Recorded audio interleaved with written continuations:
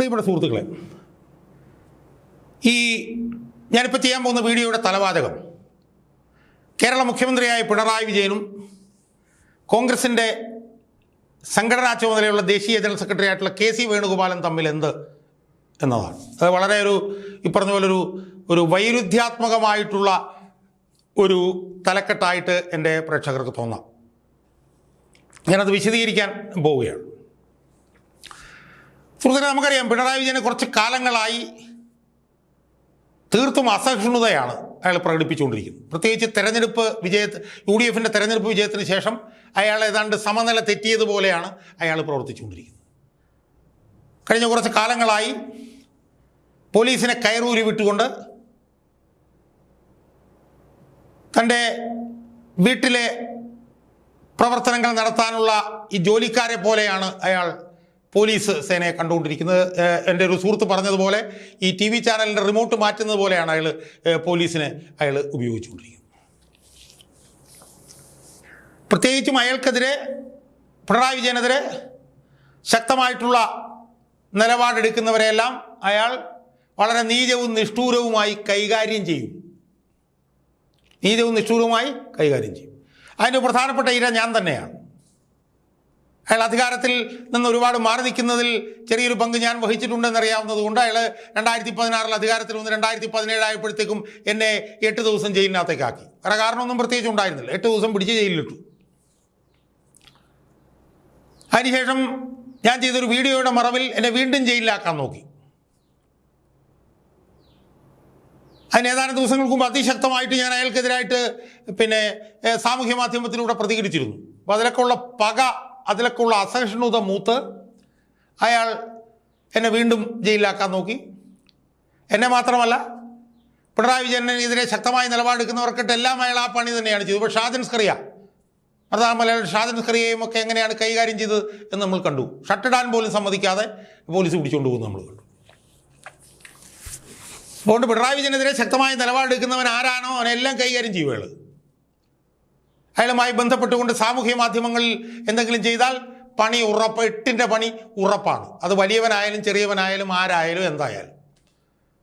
അയാൾക്കെതിരെ എന്തെങ്കിലും വീഡിയോ ഇടുകയോ അല്ലെങ്കിൽ ഫേസ്ബുക്കിൽ പോസ്റ്റ് ഇടുകയൊക്കെ ചെയ്തു കഴിഞ്ഞാൽ ഒരു സംശയം വേണ്ട, പണി പുറകെ വരും. പോലീസ് മിക്കവാറും സമയം കഴിയുമ്പോൾ വീട്ടിൽ വന്ന് കയറും. ഞാൻ അനുഭവിച്ചവനാണ്. ഇപ്പം ഏറ്റവും പുതുതായിട്ടുണ്ടായ സംഭവം എന്താ? N. സുബ്രഹ്മണ്യം എന്ന് പറയുന്ന രാഷ്ട്രീയകാര്യ സമിതി അംഗം, കോഴിക്കോട് നിന്നുള്ള പ്രമുഖനായിട്ടുള്ള കോൺഗ്രസിൻ്റെ നേതാവാണ്. അയാൾ പിണറായി വിജയനും ഉണ്ണികൃഷ്ണൻ പോറ്റിയും കൂടി നിൽക്കുന്ന ഒരു ഫോട്ടോ അയാളുടെ ഫേസ്ബുക്കിൽ ഇട്ടു. ഇവർ തമ്മിലുള്ള ബന്ധം എന്താണ് എന്നൊക്കെ ചോദിച്ചുകൊണ്ട് മുഖ്യമന്ത്രിയും ഉണ്ണികൃഷ്ണൻ പോറ്റിയും നിൽക്കുന്ന ഒരു ഫോട്ടോ ഇട്ടു. ആ ഫോട്ടോ ഇട്ടതിൻ്റെ പേരിൽ അയാളെ കസ്റ്റഡിയിൽ എടുക്കുകയാണ് സുഹൃത്തുക്കളെ. ഞാൻ ചോദിക്കുന്നത്, അയാൾ ചെയ്ത തെറ്റെന്താ? അയാൾ ചെയ്ത തെറ്റ് കേരള മുഖ്യമന്ത്രി ഒരു ദുരൂഹ കഥാപാത്രവുമായി നിൽക്കുന്ന ഫോട്ടോ ഇട്ടു.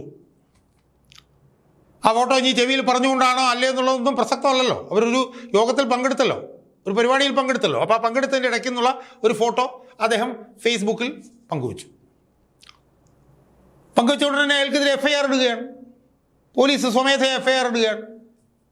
കലാപാഹ്വാനം നടത്തി എന്നാണ്. എന്തൊരു അസംബന്ധമാണെന്ന് ആലോചിച്ച് നോക്ക്. എന്ന് മാത്രമല്ല, ഇട്ട FIR നോൺ ബെയിലബിൾ അല്ല, ബെയിലബിൾ ആയിരുന്നു പറഞ്ഞത്. ജാമ്യം കിട്ടുന്ന വകുപ്പുകളാണ് ഇട്ടിരിക്കുന്നത്. എന്നിട്ടും അയാളെ കസ്റ്റഡിയിൽ എടുക്കുകയാണ്. ഇപ്പം എന്തോ മൊഴിയൊക്കെ രേഖപ്പെടുത്തി പറഞ്ഞു വിട്ടുമെന്ന് കേൾക്കുന്നു. എന്നാലും അയാളെ കസ്റ്റഡിയിൽ എടുക്കുകയാണ് സുഹൃത്തുക്കളെ. അയാൾ രാവിലെ പ്രാതൽ കഴിക്കാൻ പോലും സമ്മതിക്കാതെ, BP-യുടെ മരുന്ന് പോലും കഴിക്കാൻ സമ്മതിക്കാതെ അയാളെ കസ്റ്റഡിയിൽ എടുക്കുകയാണ്. എന്തിന്? അയാൾ മുഖ്യമന്ത്രിയും ചേർന്നുള്ള ഒരു ഫോട്ടോ അയാൾ ഫേസ്ബുക്കിലുണ്ട്. ഇതേ ഫോട്ടോ തന്നെ മാസങ്ങൾക്ക് മുമ്പ് BJP-യുടെ പ്രസിഡന്റ് രാജീവ് ചന്ദ്രശേഖർ ഇട്ടു. പക്ഷേ അയാൾക്കെതിരെ കേസില്ല. അയാളെ കസ്റ്റഡിയിൽ എടുക്കാനുള്ള ശ്രമവും കാര്യങ്ങളൊന്നുമില്ല. N. സുബ്രഹ്മണ്യനെ കസ്റ്റഡിയിലെടുക്കുന്നു. അപ്പോൾ എന്താണ്? മുഖ്യമന്ത്രിക്കെതിരെ എന്തെങ്കിലും ചെയ്താൽ പോലീസിൽ നിന്ന് പണി വരും. അതാണ് ഇപ്പോൾ കേരളത്തിലെ അവസ്ഥ. ഇത് മുഖ്യമന്ത്രിയുമായി ബന്ധപ്പെട്ടുകൊണ്ട് എന്തെങ്കിലും ചെയ്താൽ പോലീസിൽ നിന്നുണ്ടാകുന്ന ഭരണപരമായി ഉണ്ടാകുന്ന കാര്യങ്ങളാണ് ഞാനിപ്പോൾ സൂചിപ്പിച്ചത്. ഇനി എനിക്ക് സൂചിപ്പിക്കാനുള്ളത് ഒരു പാർട്ടിയിൽ നടക്കുന്ന കാര്യമാണ്. കോൺഗ്രസ് പാർട്ടിയിൽ നടക്കുന്ന കാര്യമാണ് എനിക്ക് സൂചിപ്പിക്കാനുള്ളത്. ഇപ്പം പിണറായി വിജയനെതിരെ നമ്മൾ എന്തെങ്കിലും പ്രതികരിച്ചാൽ പോലീസിൽ നിന്ന് നടപടി വരുമെങ്കിൽ കോൺഗ്രസ് പാർട്ടിയിൽ സംഘടനാ ചുമതലയുള്ള ദേശീയ സെക്രട്ടറി ആയിട്ടുള്ള കെ.സി. വേണുഗോപാലിനെതിരെ എന്തെങ്കിലും പ്രതികരണം നടത്തിയാൽ അപ്പോൾ പാർട്ടി നടപടി വരും. മറ്റത് മുഖ്യമന്ത്രിക്കെതിരെ പറഞ്ഞാൽ കോൺഗ്രസ് പോലീസിൽ നിന്നാണ് നടപടി വരുന്നതെങ്കിൽ ഇവിടെ പാർട്ടിയിൽ വേണുഗോപാലിനെതിരെ എന്തെങ്കിലും വന്നാൽ പാർട്ടിയിൽ നിന്ന് നടപടി വരും. അതാണ് അത് തമ്മിലുള്ളൊരു താരതമ്യം. ഇപ്പോൾ ഉദാഹരണത്തിന് തൃശ്ശൂരിൽ ഒരു ലാലി എന്ന് പറഞ്ഞിട്ടൊരു ലാലി വിൻസെൻ്റ് അങ്ങനെ എന്തൊരു ഒരു വനിത, അവർക്ക് മേയർ സ്ഥാനം കിട്ടിയില്ല എന്ന് പറഞ്ഞുകൊണ്ട് അവരൊരു പത്രസമ്മേളനം നടത്തി. അതിലവർ ഉന്നയിച്ച ഏറ്റവും പ്രധാനപ്പെട്ട പേര് കെ.സി. വേണുഗോപാലുമായി ബന്ധപ്പെട്ട് കെ.സി. വേണുഗോപാലിൻ്റെ ആളുകളാണ് തനിക്ക് മേയർ സ്ഥാനം കിട്ടാതിരിക്കാൻ വേണ്ടി കളിച്ചത് എന്നും അതിലെന്തോ പണമിടപാടുണ്ട് എന്നൊക്കെ പറഞ്ഞുകൊണ്ട് അവരൊരു പത്രസമ്മേളനം നടത്തി. അതിൻ്റെ ശരിതെറ്റുകളെക്കുറിച്ച് ഞാൻ പോകുന്നില്ല. എന്തായാലും തൃശ്ശൂരിൽ അവർ പത്രസമ്മേളനം നടത്തി. മണിക്കൂറുകൾക്കുള്ളിൽ അവർക്കെതിരെ സസ്പെൻഷൻ നടപടി ഉണ്ടായി. ആ സസ്പെൻഷൻ നടപടി ഉണ്ടായതിനെ ഞാൻ എതിർക്കുന്നില്ല. പക്ഷേ പ്രശ്നം എന്താണെന്നറിയാമോ? എറണാകുളത്തും ഇതിന് സമാനമായിട്ടുള്ള സംഭവങ്ങളുണ്ടായി.